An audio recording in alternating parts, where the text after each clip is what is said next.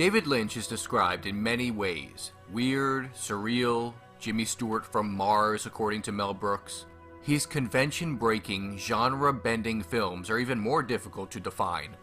His works are frequently called art films, which would come as no great surprise to those who knew him in his early life studying as a painter in the School of the Museum of Fine Arts in Boston and Cooper Union for the Advancement of Science and Art. He was, and is, an artist, and his films reflect that. True, all filmmakers can be considered artists, but Lynch fits that mold of the fabled, struggling artist outside of the mainstream, concerned with greater meaning in his work more than financial viability. His movies reveal that part of his soul, challenging not only preconceptions about what a film can be, but also the audience to interpret what they see on the screen. A more gauche section of the film-going public might see his pictures say something like, "The audience needs a flowchart to follow it," and dismiss it outright. And although this is lamentable, it is not entirely damnable because Lynch's films are complicated and are difficult to understand straight away. However, there are ways to prepare for viewing a David Lynch film. Tricks, if you will, to brace oneself for the mind-bending horror, double meanings, and frankly sometimes absurdist bric-a-brac that might come across as nonsense. It largely is not, and if one follows 4 simple notions, rules perhaps, one can avoid the headache and jump right into enjoying one of the strangest American directors since the advent of film.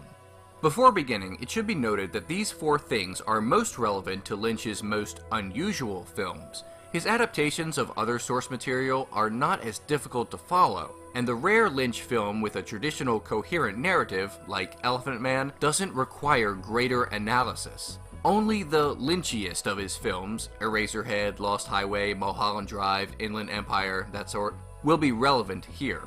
Let's begin. 1. Duality is an everyday part of life.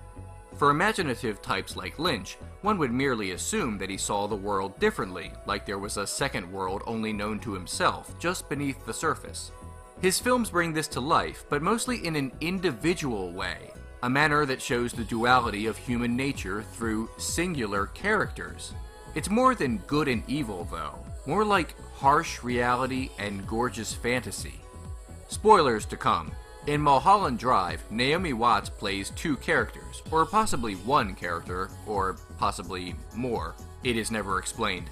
About halfway through the movie, everything suddenly shifts, and she is someone else living only a vaguely similar life. One interpretation of the film is that the first part is a dream. It would make sense because she is much happier and successful in the first part, and absolutely miserable in the second. Bleak and dark. Everything is wrong. Another interpretation is that she is the same character, and the audience is seeing alternate realities. In Lost Highway, Bill Pullman's character is arrested and jailed. One day in his cell, he either transforms or is replaced by a different man played by a different actor. He shifts back again towards the end of the film. So, what does all this mean? It's certainly up for debate, and people have been debating the meanings of these films for years, but regardless of the interpretation, it's important to brace oneself for the experience of watching a Lynch film with the understanding that not everyone is who they say they are, or even believe what they are. The owls are not what they seem. 2. The more unknowable the mystery, the more beautiful it is. This is actually a direct quote from Lynch himself. David Lynch is, in some ways, a mystery writer, although not in the Raymond Chandler or Agatha Christie mold. His stories are mysteries of interpretation. They all have an answer, maybe even more than one answer, but they are locked deep within the basement of the movie. He creates the door, but we have to turn the key. In fairness to Lynch, we do sometimes get clues. He gives them to us. In the insert for the DVD version of Mulholland Drive, he wrote a series of hints about how to watch his movie and how to discover what he meant. It's not a mystery for himself alone. He leaves clues for us, buried deep under the surface, and he's all too willing to motion towards them, but not outright tell us. It would be like a magician revealing his tricks. It is just not done. 3. Dream logic is real logic. As mentioned, David Lynch's films can be interpreted in part as dreams, but there is more to it than that. Dreams, real dreams, not just Lynch's movies, are sometimes said to be the subconscious trying to work itself out. Everyone in the dream is the dreamer, and everything in the dream means something. Nicolas Cage's hallucinations in Wild at Heart and Merrick's dream in The Elephant Man are literal. But movies like Eraserhead and Inland Empire actually feel like a character is dreaming all of it. Eraserhead feels like a nightmare, and Inland Empire feels like, well, that's hard to explain even in dream terms. The point is that these stories, like dreams, are somehow both not real, but still feel terribly important. Lynch once said, "Waking dreams are the ones that are important, the ones that come when I'm quietly sitting in a chair, letting my mind wander. When you sleep, you don't control your dream. I like to dive into a dream world that I've made or discovered, a world I choose." Finally, 4. Once is not enough. Some movies require multiple viewings, and this is not always a flaw. Not everything should be understood immediately, otherwise it risks beating the audience over the head with its meaning. There is such a thing as savoring a piece of art slowly and letting it swirl around a bit. Don't go into a David Lynch film with a notepad hoping to wrap your brain around the whole jigsaw puzzle and the whole meaning and the whole everything, because the first viewing should be more relaxed.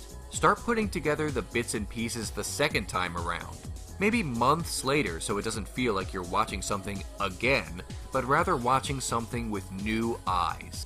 Watching Lynch's filmography is not as daunting as, say, watching every film Vittorio De Sica made, because the latter made over 30 films, and Lynch, to date, has made 10. 10 feature-length films, that is. These days, he spends much of his time making short films, painting, and releasing music. He has not made a full-length feature film in 7 years. He appears to have no plans on making another for the foreseeable future, and since he is now an old man, perhaps not ever again. The good news is that since his films practically require multiple viewings, one can watch Lynch's work over and over again and find something new each time. A final addendum to this rule: don't worry if you throw your arms up in the air and yell that you don't get it, because it's not necessarily meant to be understood the first time around. In fact, the best thing that can be taken away from these rules is that even if one never understands a Lynch film, if these rules are all for naught, then don't worry, because these films, even if not understood, can still be enjoyed.